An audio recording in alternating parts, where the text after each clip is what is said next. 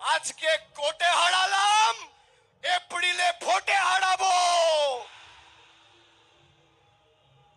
তৈরি থাকো।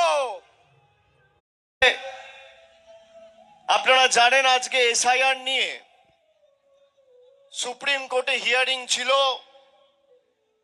এবং দলীয়ভাবে তৃণমূল কংগ্রেস সেই মামলা ফাইল করেছে। বাংলার মানুষকে যেভাবে অত্যাচারিত করা হচ্ছিল এসআইআর এর নাম করে,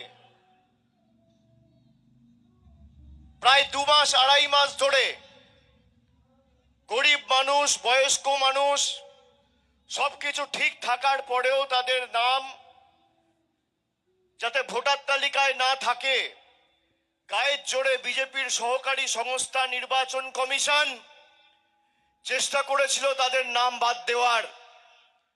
গত 31শে ডিসেম্বর, আজ থেকে ঠিক 20 দিন আগে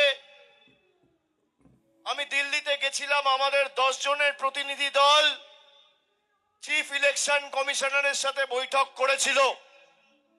আমাদের দাবি ছিল এই যে 1,35,00,000 লজিক্যাল ডিসক্রিপেন্সির নামে মানুষকে হেনস্থা করা হচ্ছে, সবকিছু ঠিক থাকার পরেও হিয়ারিং নোটিশ পাঠানো হচ্ছে, এদের তালিকা প্রকাশ করুন।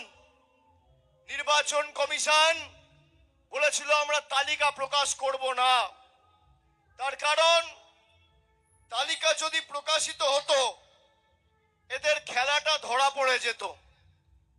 আমরা বলেছিলাম যে হিয়ারিং ভেন্যুতে আমাদের দলের বিএলএ-2রা থাকবে, নির্বাচন কমিশন বলেছিল থাকবে না। আমরা বলেছিলাম নির্দেশিকা তাহলে আপনি জারি করুন, যদি নির্দেশিকা জারি না করেন তৃণমূল কংগ্রেস হিয়ারিং ভেন্যু ছাড়বে না। অত্যন্ত খুশি এবং আনন্দিত। এমনিতেই উত্তর 24 পরগনার মাটি আমার জন্য খুব লাকি।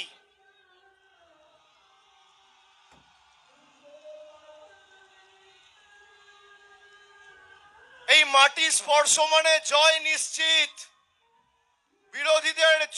বিরোধীদের চক্রান্তের বেড়াজাল ভেঙে চূর্ণ বিচূর্ণ করেছে এই জেলার মাটি বরাবর। আজকে আস্তে আস্তে খবর পেলাম দেশের সর্বোচ্চ আদালত সুপ্রিম কোর্ট তৃণমূলের দাবিকে মান্যতা দিয়ে বলেছে লজিক্যাল ডিসক্রিপেন্সি লিস্ট রিলিজ করতে হবে। শুধু তাই নয়, ওরাল আর্গুমেন্ট চলাকালীন আমি যতটুকু শুনেছি বিচারপতিরাও বলেছেন বিএলএ-2রা হিয়ারিং এ থাকবে। এর সাথে যারা হিয়ারিং এ যাচ্ছে তাদেরকে রসিদ দিতে হবে, অ্যাকনলেজমেন্ট দিতে হবে। বিজেপির এসআইআর এর খেলা শেষ। আজকে আস্তে আস্তে যে খবর পেলাম 1 কোটি মানুষকে বেছে বেছে যারা ভোটার তালিকা থেকে বাদ দেব বলেছিল, এই জয় মামাটি মানুষের, এই জয় খেটে খাওয়া মানুষের, এই জয় বাংলার। যারা বাংলার মানুষকে খালি ভাতে মেরে চুপ করে বসে থাকেনি, আমাদের মৌলিক অধিকার ভোটাধিকার কেড়ে নিতে চেয়েছে, তাদের 2 গালে 2টো কষিয়ে থাপ্পড় মেরেছে দেশের সর্বোচ্চ আদালত। তাহলে কার ক্ষমতা বেশি, মোদিজি? 10 কোটি মানুষ না বিজেপির জমিদার? বহিরাগত জল্লাদ না খেটে খাওয়া মানুষ? আজকে